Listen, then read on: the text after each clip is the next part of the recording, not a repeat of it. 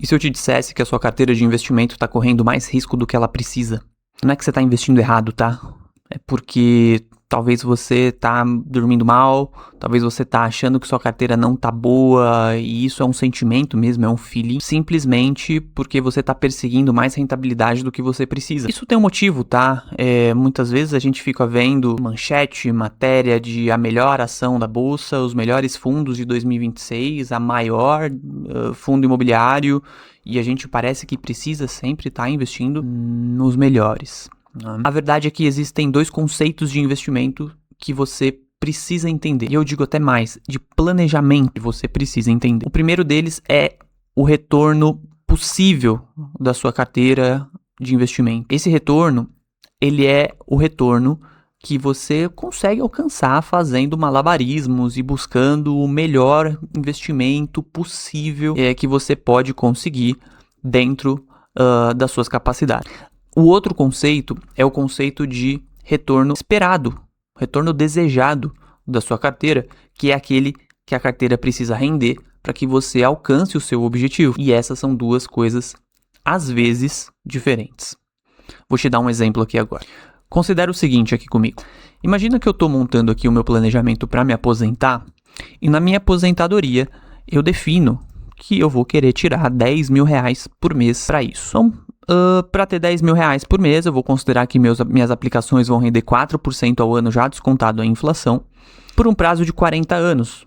E depois disso, o meu dinheiro vai acabar. Então, imagina que eu me aposento aos 60, o meu dinheiro acaba aos 100 anos, porque assim fica mais fácil, né? Eu posso até querer ter todo o meu dinheiro intacto para deixar de herança, mas com o dinheiro acabando fica um pouco mais fácil de eu acumular esse valor. O dinheiro que eu precisaria acumular é R$ 2.375.132. Guilherme, eu não sei fazer essa conta. Como é que eu faço isso? Né? Eu vou deixar aqui no vídeo, na descrição desse vídeo, logo no primeiro link ali, um diagnóstico para que você tenha acesso a isso e possa fazer essa conta você mesmo. Tá? O diagnóstico, inclusive, é esse daqui. E talvez não fique o link na descrição por alguma questão. Então você copia e cola, tá? Se for o caso, no seu navegador. E ali você vai ter uma nota da sua saúde financeira, o quanto você precisa juntar para se aposentar, colocando ali a sua renda desejada. E se no seu ritmo atual você consegue chegar lá ou não, se você precisa aumentar a rentabilidade da sua carteira, tá? Por aí vai. Então sugiro que, se você não sabe esse número, que você faça. Então, 2.375.000. A partir daqui agora, eu começo então a fazer os meus cálculos, que é o quanto que eu preciso juntar por mês, o quanto que a minha carteira tem que render, e eu preciso entender o quanto eu tenho e por aí vai. Então eu vou usar uma ferramenta aqui do site ETF1 para poder fazer isso. Como é que vai funcionar essa minha conta? Olha só, eu tenho, por exemplo, 100 mil reais de patrimônio inicial. Então imagina que eu já tenho para investir 100 mil reais. Eu quero os 10 mil reais que eu tinha colocado lá, né? A minha taxa de retirada, eu vou colocar aqui 5% ao ano. Então imagina que eu tiro 5% ao ano daquele dinheiro que eu vou juntar, que no caso é 2.376.000, que é muito próximo a esse patrimônio aqui. E por que, Guilherme, aqui é 4 e lá é 5, né? Porque aqui ele está considerando que eu vou manter o patrimônio na perpetuidade, né? Aqui eu não tenho opção de dizer que eu vou esgotar o patrimônio, tá? Então eu preciso fazer esse ajuste. Então ele me dá o patrimônio necessário aqui, então eu faço só para igualar.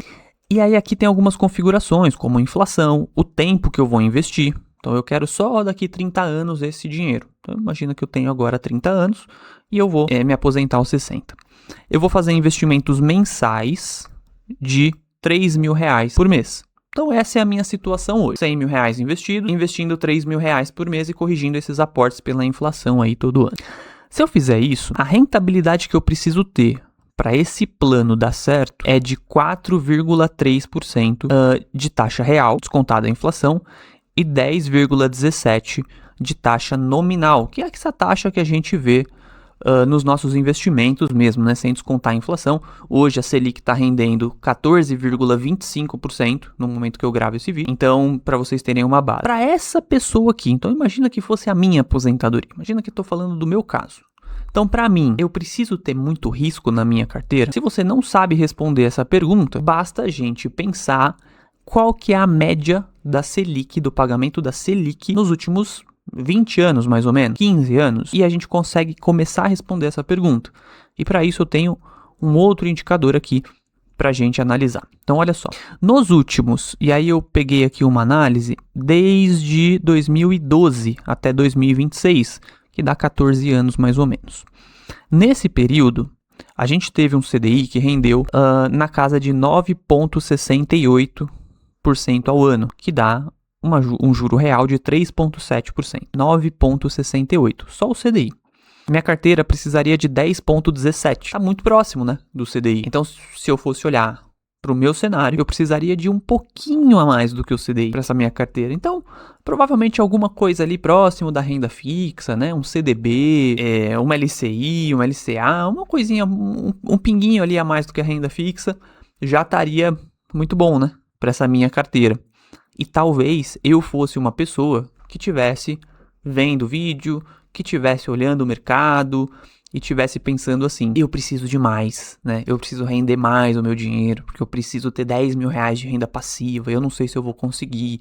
E aí talvez eu até soubesse o número de 2 milhões de reais, né? 2 milhões, 2 milhões e 300, enfim, alguma coisa assim. E aí eu soubesse desse número e eu ficasse tentando buscar rentabilidade, investindo em ações, investindo em fundos imobiliários e ficasse perdendo noites de sono por achar que eu preciso ganhar mais do que eu realmente preciso. É o que acontece com muita gente. Agora, e até tem um ponto importante nisso, tá? Até continuando esse raciocínio. Ter um portfólio mais arriscado, né, cobra o seu preço. Você às vezes sabe já o qual é, mas para quem não sabe, um portfólio arriscado, eu deixei um na tela aqui montado para vocês terem uma noção.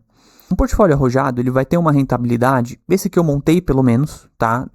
Tem uma rentabilidade na casa de 14,87% nominal e 8,62% de rentabilidade real. Só que a volatilidade dele está na casa de 7%, enquanto do CDI 1,03%. Guilherme, o que isso significa na prática?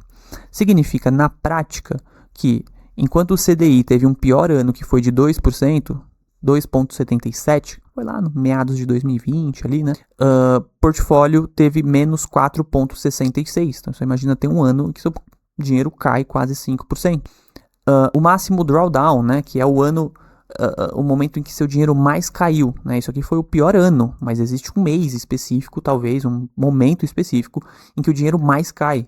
Caiu quase 10%. E aí dá aquele sentimento de, meu Deus do céu. Porque olhar as coisas em retrospectiva, para sua carteira de investimento que você está montando, às vezes, em retrospectiva parece tudo muito fácil. Fala assim, caiu 9%, mas depois voltou. Mas quando você tá lá caindo os 9%, você não sabe que vai voltar. Você pode achar que caiu 8%, caiu 9% e que vai cair 10%, e que vai cair 11%, e que vai cair 15%. O sentimento é que vai continuar caindo. Assim como quando tá subindo, você acha que vai continuar subindo. Quando tá caindo, você acha que vai continuar caindo. E é exatamente nesse momento que você faz a besteira de tirar o seu dinheiro da onde ele tá e investir em outra coisa, em renda fixa, em qualquer coisa que você não deveria investir, que você não deveria mexer, porque provavelmente é o pior momento para você tirar dos seus investimentos. Foi feito um estudo nos Estados Unidos no ano de 2024, onde a Bolsa Americana teve um rendimento de 25% em dólar, enquanto o investidor médio teve um rendimento de 16,5%. Aí você pode me perguntar assim, por que a Bolsa Americana rendeu 25% e o investidor médio teve 16,5%, se era só deixar o dinheiro parado para ter essa rentabilidade? Pelo simples fato de que, por mais que o ano tenha sido tão bom, o ano teve muita volatilidade. E nessa volatilidade, o investidor médio tira do pior momento, quando a bolsa cai, e coloca quando a bolsa já subiu. Ele tira quando cai e coloca quando a bolsa já subiu.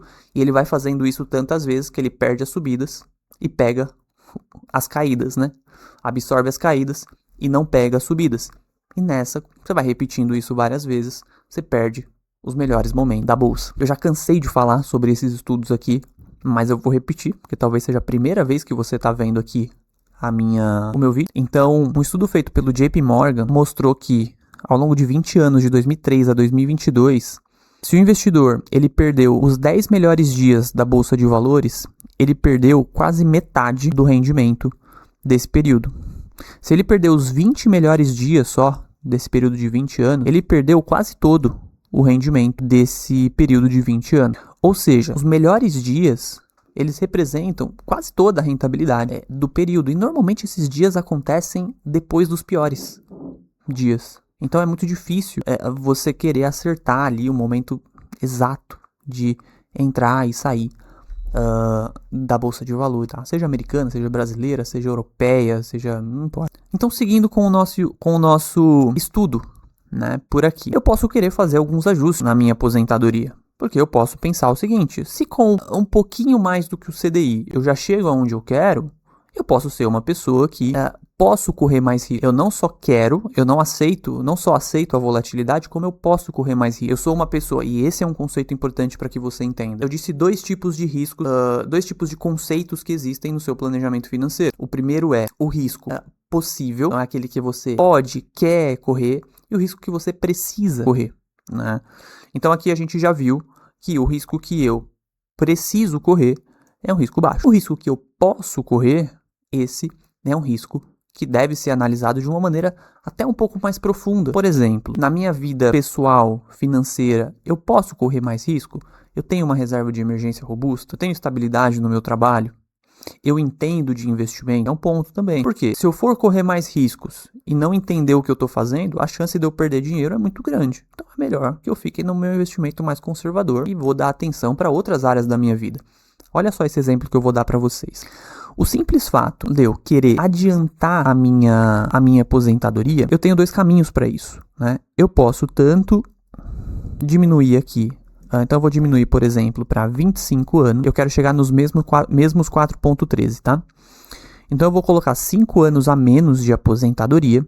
E aí, se eu calcular esse retorno, eu precisaria, investindo R$3.000, eu precisaria de um retorno de 6% ou 12,9%, 0,9% de rentabilidade. Naturalmente, eu precisaria aumentar o meu retorno.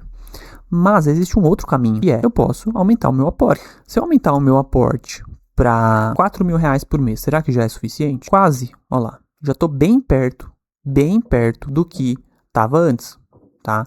Se eu colocar 4.200 por mês, pronto, eu já cheguei praticamente onde estava, que era 4,09, né? Então, eu já praticamente voltei para onde eu estava. Ou seja, existem duas maneiras de eu conseguir melhorar esse meu planejamento. E nem sempre é com risco na carteira. Eu posso conseguir aportar um pouco mais. Então, em vez de 3, eu aporto 4.200. Não é uma opção para todo mundo. É óbvio, né? Isso que eu estou falando. Às vezes não dá. Mas se der para você fazer, às vezes é melhor. Porque você consegue controlar mais. O dinheiro que você coloca, você gasta menos, você trabalha mais. E você põe mais dinheiro do que você controlar esse cara aqui. Porque esse cara aqui vai envolver mais risco na sua carteira. E retorno de ação você não controla. Retorno de fundo imobiliário você não controla. Retorno de Bitcoin você não controla. Mas o quanto você põe de dinheiro na sua carteira, isso você controla. Agora, Guilherme, não tem jeito. Não consigo. O máximo que eu consigo fazer é 3.000. E o sonho da minha vida, eu não tenho tempo para me aposentar em 30 anos. Eu só tenho tempo para me aposentar em 25 anos. Já estou ali no limite. Ok. Então, nesse caso, o que você precisa realmente talvez seja de uma taxa de rendimento um pouco maior. E aí você vai começar, então, a pensar que tipo de investimento, que tipo de carteira vai te dar esse retorno. E aí você vem e começa a estudar e a trabalhar nesse tipo de coisa. Guilherme, não sei... Deixa eu voltar aqui agora para mim. Guilherme, não sei como é que eu monto uma carteira onde eu consigo combinar ativos e esses ativos vão me gerar o retorno que eu preciso, né, no médio e longo prazo. Como que eu faço isso? Existem algumas ferramentas. Essa que eu estou usando chama ETF1. ETF1 Pro, né, em específico. Essa plataforma ela é paga, mas é um valor super acessível, tá? Convido você a conhecer ela. Existe a Mais Retorno também, que você também consegue fazer algumas simulações ali, colocar os ativos e ver mais ou menos o comportamento deles ao longo do tempo. Então existem ferramentas onde você consegue ir combinando os ativos, ver no histórico qual foi a performance deles e ir montando, né, essas carteiras e aí sim entender.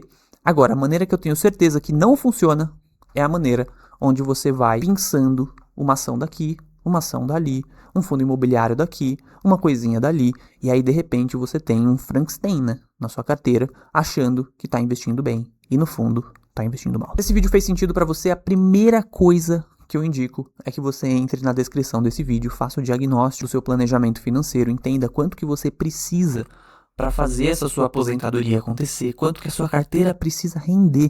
Isso vai estar lá também, lá no diagnóstico. E se fizer sentido, você pode até marcar uma reunião comigo pra gente conversar.